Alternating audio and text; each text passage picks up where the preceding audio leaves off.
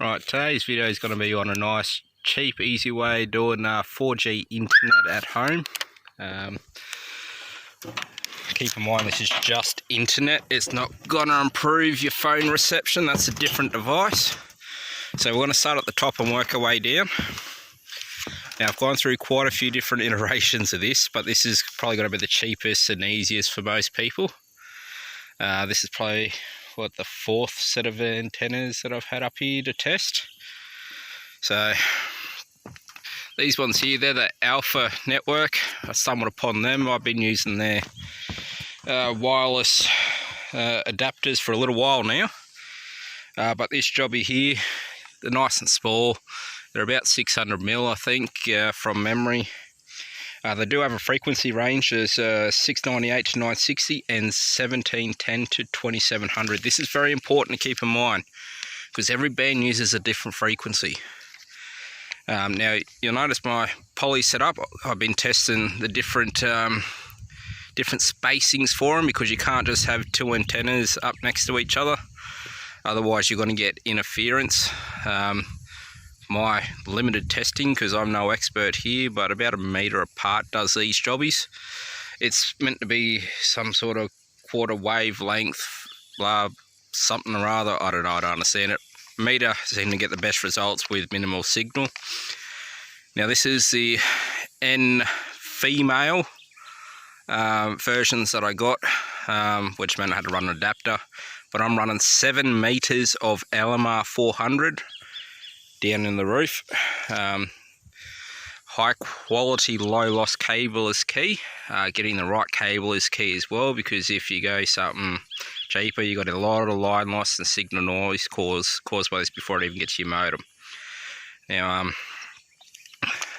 don't mind the other antenna. That's just my VHF UHF antenna, because, well, I'm out in the middle of nowhere. I'm probably about 20 k's away from the closest tower. I think the next one's probably about 25, next one's about 40 odd. Now you don't get to choose your closest tower, it's whatever signal works best, and the modem generally decides that, which is our next stop sort of thing. So I'm going to jump off the roof and go inside.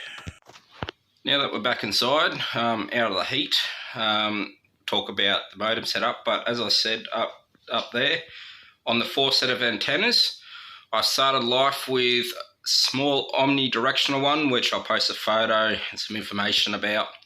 Then I went to a directional one, and that, yeah, wasn't too bad, but because I couldn't pick which tower it was connecting to too well, where I had it positioned, I sort of gave up with it. Then I went to my large enterprise grade antennas, which I ended up pulling them down because quite large, quite heavy, and I really didn't want it ripping the mount out of the roof. And then now I'm with the Alfa stuff. But I tell you what, the other ones work phenomenally well. So up in the top here, we've got my modem, I've got my switch, and then in the corner there, that's the server. Different story, we'll just stick with this stuff for the moment. So that's the TP-Link MR600, which is this jobby here. I've got a bad habit of keeping boxes sometimes. Not a bad modem router. It's fairly cheap. Tends to do the job. Has a bit of an issue with carrier aggregation. But this is my 4th modem. I started life off with a Huawei B818. There's a video to how I fixed that one after it failed. It failed because it got a bit of water and things started not working properly. That got replaced with the Teltonika RUTX9. Phenomenal piece of kit, did its job. Big issue with it though is every time the power went out, it would brick itself. I would have to flash the firmware back on it. That's before I had my DIY UPS set up just over here. So the guys there, they warranted it. I ended up getting those enterprise grade antennas for that, so they kept the sale. But yeah, so that's how that ended up. Now, I've also had, this is, what is it, the Telstra Smart modem, or something or other, I don't know. I picked it up fairly cheap, thought I'll test it. It's Telstra hardware, so it should be half decent. It's technically a NBN modem, so yeah, but it's also got your SIM backup in there. But I've modified it to take external antennas, just so I can run the gear up on the roof, and it works phenomenally well. I wouldn't mind giving their new one a go, but I'm happy with this for the moment. I'm going to assume that the carrier aggregation is significantly better on this one. I'm running bands 28 and 3 for where I am, and it's working half decent. Throughout, or 2 in the house, 1 in the shed, this is how I get my signal up, because I don't use this as a wireless router. My setup's going to be very different to yours. I've got 3 of these set up, 2 in the house. Inside the roofs, they're not visible, so yeah, 1 in the shed as well. Now, putting it all out, because these jobbies here require PoE for power, CCTV requires PoE. I'm running this TP-Link. This is probably like the 4th or 5th switch that I've played with.